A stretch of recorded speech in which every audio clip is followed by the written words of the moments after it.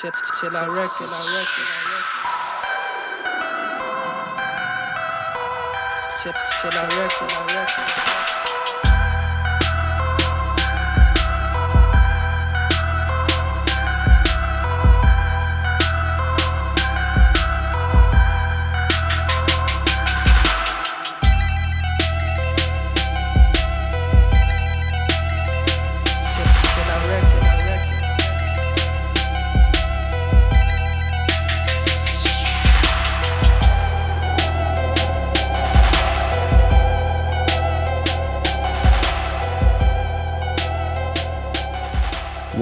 What's up, my people? I hope you're having a fantastic weekend.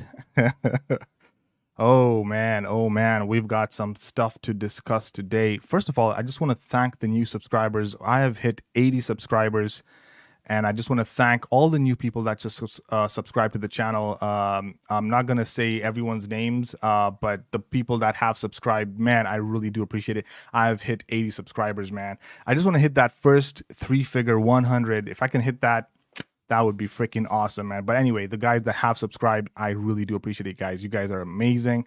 And let's get this community growing, man. And that's what this whole thing's about, isn't it? You just share stories, share experiences, and just give you guys a little bit of advice. If you want to take it. Otherwise, you can go screw yourself. All right, guys. Thank you so much for checking out the channel. And today we're going to be talking about poverty and January, man. It is January, 65 days of January. You know how it is. Guys must be broke as hell, man. Some of you guys are still recovering from that party from last year. So let's talk a little bit about that, man. I mean, it's just like, what the freaking hell are we people doing, man? What are we doing? You're going all out. You're first of all, you're making minimum wage and you're going and partying just because everyone else out there is partying. Doesn't mean that you have to go out there and party like crazy. Just because your friends and your neighbors are going out and blowing cash and there you are on minimum wage, doesn't mean you have to go out and ball, right? I've seen people throwing parties in December like freaking crazy. You're going out there. I've got drunk texts and drunk voice notes left on my WhatsApp. People telling me like, woohoo, happy new year. Let's go have a good. I'm like, man, do you want to live into the new year? Are you like, you're going out and spending so much money on alcohol and women and parties and clubs and all these kind of stuff? Do you want to live into the new? You still got 65 days of January left, man. Are you thinking straight, man? Just because all your friends are out there partying. I'm just watching you guys from the window like this. I'm just sitting over there. I'm just looking at you guys blowing cash like there's no tomorrow, man. I just did the math the other day, right? Partying over here in the UK. Okay, just over here in the UK. You go out to the party, I mean, not even a party, just a regular night out. You want to spend some time outside over there. Let's say you want to go for some dinner. You want to maybe hit one club, grab some drinks or whatever, and then take a train to go to those places. And then when you're coming back, obviously, maybe just take an Uber or something like that. You'd need at least 200 pounds. Simple, just 200 pounds. You'd spend like 15 pounds on the train, 30 pounds on the Uber, something like 50 pounds at a restaurant. 15 to the to get into the club, and then like another 30 on drinks or something like that, and it just adds up. And it's like towards the end of the year, everyone's just going out there and partying like crazy, like there's no tomorrow. Fine, I understand if you've hustled hard and you've saved your money and you've actually planned to go out and party like that's fine. I'm not against it, man. You go and take give yourself a break. You've earned it. But for those people that are on minimum wage, you've hardly made any, you haven't got any savings in your account there, and you're going out and blowing cash that you don't even have. Some people are taking loans so that they can go and hang out with their friends and party with their friends. I'm like, is there something wrong with your brain? And these are the same people that will text me and tell me on the 61st of January, bro, I can't pay my bills, man. Things are so expensive. I'm like, just scroll up, man. Scroll up. Weren't you the one who just sent me this voice note where you were like, woohoo, 2023? I was like, what? What, man? Are you freaking serious, man? You can't be serious, man. It's some crazy stuff, man. It's just some crazy stuff. So I thought, like, let me just talk about two things that I want to talk about in this video. That's just 2 points that I wanted to make, and I think it'll make sense to all of you guys. Hopefully you'll kind of agree with me. Number one, out of all the crazy stuff that I've seen last year and over the years, with all the friends that I've made and all the people that I've interacted with, I can deduce 2 points. Number one, friendship is overrated. Friendship is like for kids, man. It's for kids. After the age of 13, once puberty hits and once those hormones kick in, and you know what a female is actually used for, not used, what you actually do with a woman and what you actually do with a man, once that kicks in, friendship is out the window, man, because everyone is in for an agenda. They're all in there with strings attached, and they know, okay, how can I make use of this person on my contact list? That's what it's all about. So that's the first point, and I'm going to explain why. And then the second point that I want to make is whatever you're doing, whatever job that you're doing, however you're making your money, don't let anyone ever pull you down and make you feel small for whatever job that you're doing. Okay, so I'm going to go into depth. I'm going to give you a little bit of my experiences of what I experienced and why that is the way I feel. Okay. Sab, holy shit. Look who I found. Some friendships are actually friendships. I don't know, man. After the things that I'm going to be talking about, I think you might reconsider. So, but we'll get into that. But it's good to have you back on the channel. We've missed your crazy commentary and your crazy, your whatever you've been doing and stuff. But it's good to have you back, and Happy New Year to you as well. And thank you for checking out the channel. As you can see, we are at 80 subscribers, 80 people over here, biatch.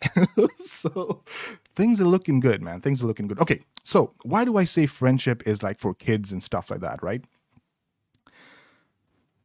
We all have agendas. We all have a reason to be with someone. I know it's tough. It's a tough pill to swallow, but just look at it like this, right? You want to be with someone because they can help you with something. And they want to be with you because you can help them with something. Everyone is selfish. Everyone is self-centered. It's just the fact of life, because we want to survive on this cruel, cold, hard world. That's how it is. Happy New Year to you, and saw the subs increasing. Yes, got to hit that 100. Exactly, got to hit the 100. I was hoping to hit 100 by the end of the year, but yeah, well, anyway, it's all right. New year, new goals, so it's all good. All that new year, new me bullshit, but anyway, it's fine, man.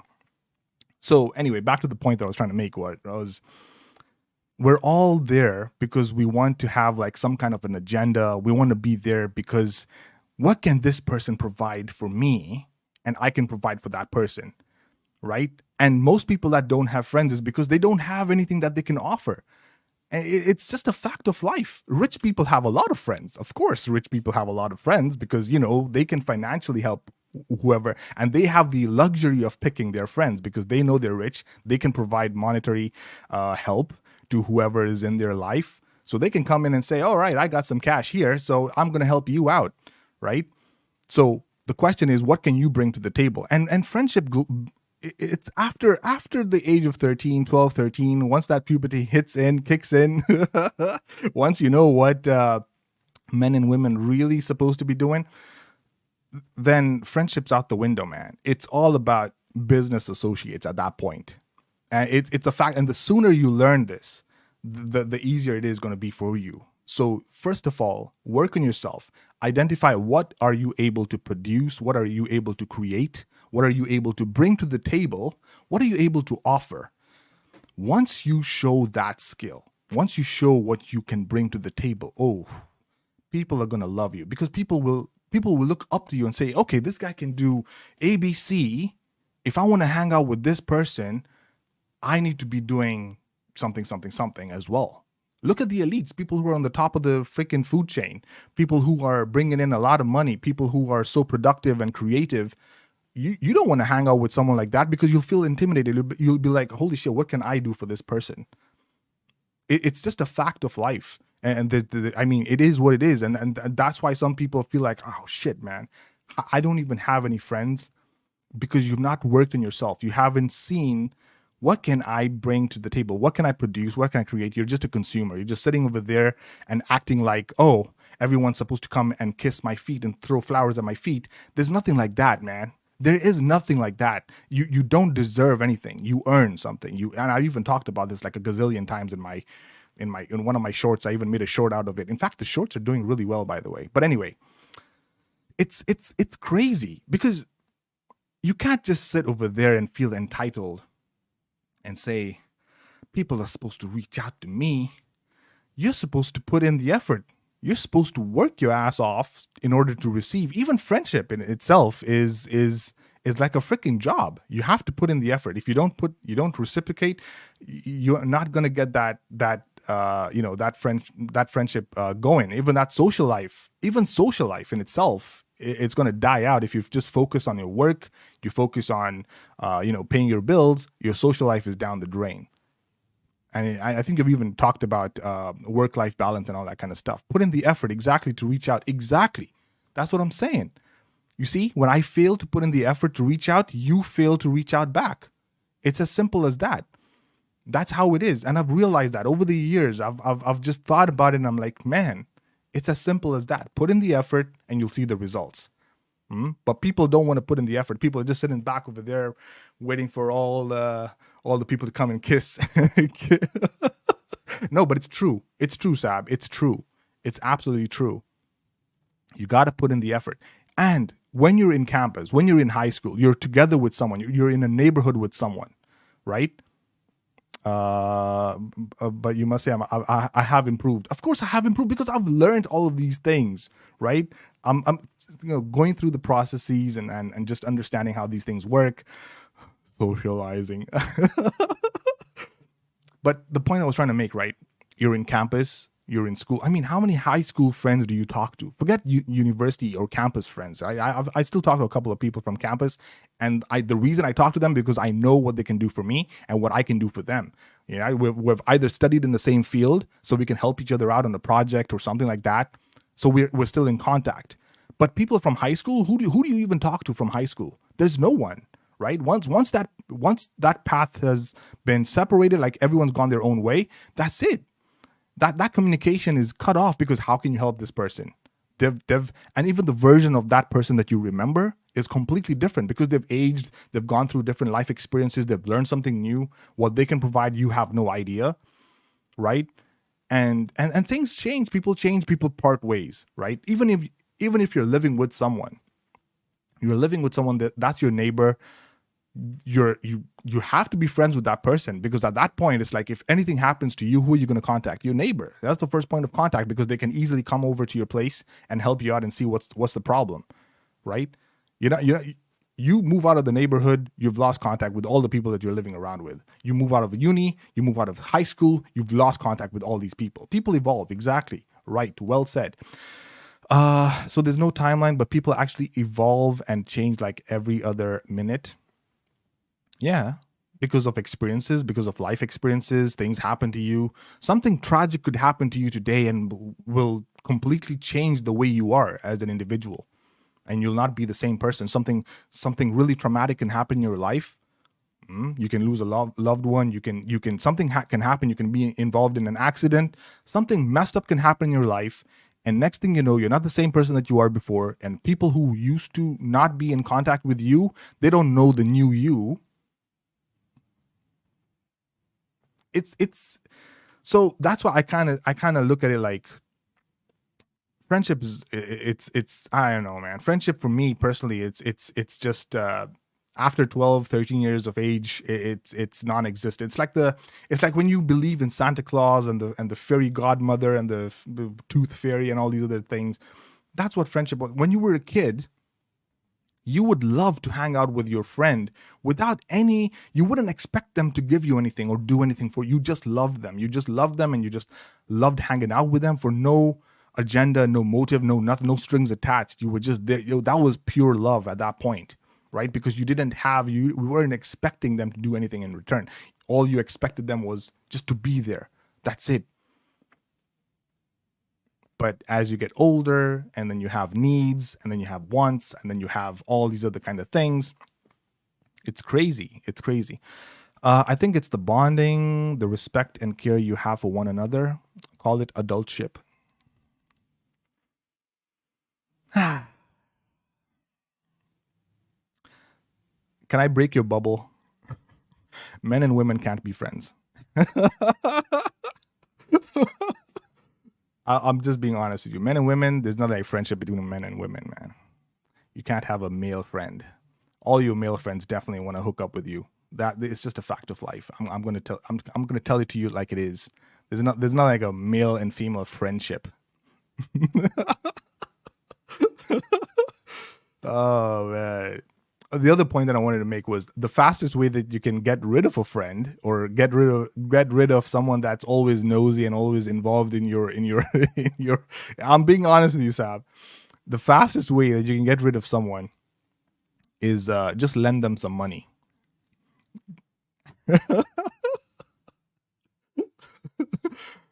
I'm gonna pull this to another platform for us to discuss. Nah, man, nah. There was another video that I watched. I'll share the link with you. Men and women can't be friends. Most of the men, not actually all the men, if they were given the opportunity to take that friendship into the next level and start a relationship and start a family with that woman, they would do it. They would say, "Yes, I can do it." But that's a different topic. Let's not jump into that. That's going to be a discussion. That's going to be a different discussion. Yes. Wait, what? One-on-one discussion between you and I. Yes, we will definitely have a call and talk about that one-on-one. Yeah, well, let's just leave this one out of the topic. Is that everything that I wanted to discuss about that? So yeah, so those are my points. You might not agree with all of them, but that's the way I kind of see it. It all comes down to what can you provide? What can you do for this other person? Even if you don't know who this other person is, work on yourself, focus on yourself and see what can I bring to the table? What can I do so that if someone walks into my life, they can benefit from ABC? And then you can have the audacity and the authority to ask the question, what are you bringing into my life now? And that's it. It's as simple as that. Work on yourself, focus on yourself. Once you've improved whatever it is that your skills are good at, then at that point, bring that other person in and be like, okay, what are you doing for me now? Right? Because now at that point, you have the authority to ask because you know what you can bring to the table. All right. Number 2, the second point that I want to make. I'm going to keep this really short. Man, we're already 22 minutes in. Shit. The second point that I want to make is don't let anyone make fun of what you do in order to put food on the table. Whatever you're working as a janitor, you're working as a dishwasher, as a waitress, it doesn't matter. And the other point that I wanted to make, in those people that are going abroad, let's say you're traveling from Kenya to the UK, and the only job that you can get over here is as a waiter or as a janitor or someone that washes dishes. Don't let anyone back home ever make you feel like you are anything, like you're worthless, like you're worthless. Just don't ever. It doesn't matter. You are putting food on the table. Secondly, you take those pounds back. You take these pounds back right here. You take these pounds back and you convert these pounds to Kenya shillings. You're balling. So don't ever let anyone freaking tell you, oh, he went abroad and he started working as a freaking what are you saying? Yes, please tell everyone that no job is classified as, I did not finish reading that. No job is classified as big as or small job. Yeah, exactly. People feel embarrassed. You shouldn't feel embarrassed for how you're putting food on your table, even if you're a toilet cleaner. Exactly. And I've seen even people who are over here working as a toilet cleaner, making a lot of money, because people over here are respected no matter whatever your job is. At least you're paid above minimum wage. These are jobs that most people don't, even the locals over here, don't want to do. And you go back home to Kenya and people are like making fun of you, or you go back to your home country, people making fun of you. Oh, he used to work as a toilet cleaner. Screw you. You did what you got to do to put food on the table. Don't let anyone, because at the end of the day, you're putting food on the table. No one else is going to come and help you out, isn't it? So look at it like that, man. And the other thing that I wanted to mention was,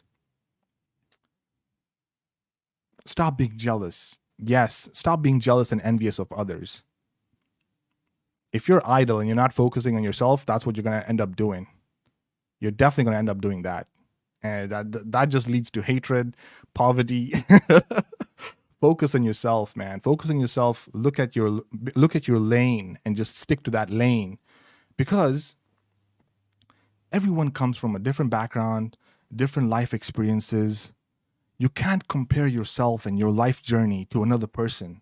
Everyone is unique in their own way in what they can provide to the world, what they can create, produce, or how they can contribute to society.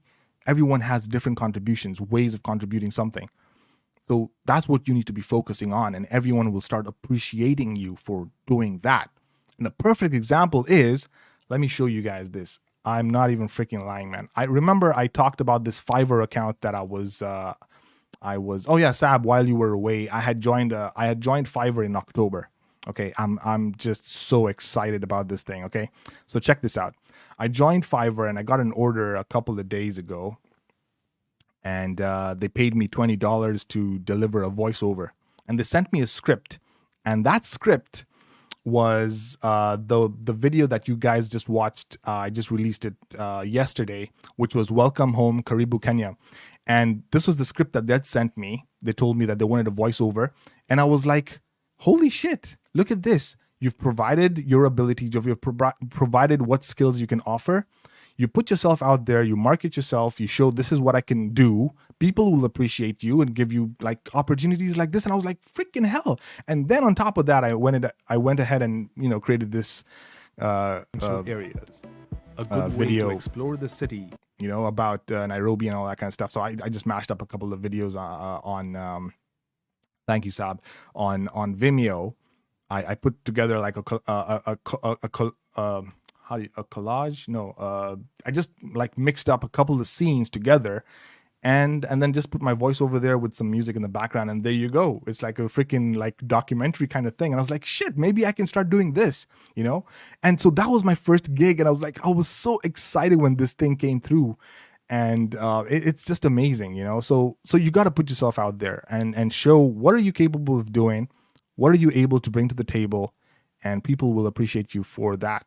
The second thing, and the last thing I want to say was, I remember there was my first job interview that I did over here in the UK.